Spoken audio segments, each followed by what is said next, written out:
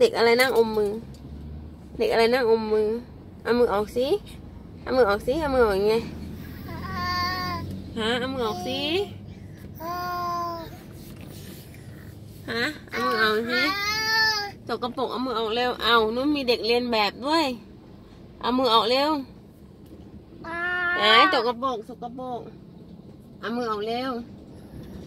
เอามือออกเร็วครับพี่เควินสกปรกเอาออกเร็วเอาออกเร็วนู่นนะทำอะไรกันน่ะไม่เอาลูกไม่เอาไม่สะอาดเลย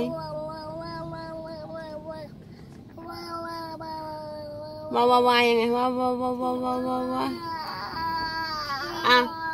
มาแบกชีhave you any wool yes sir ไม่ทำอะไรวาอะไร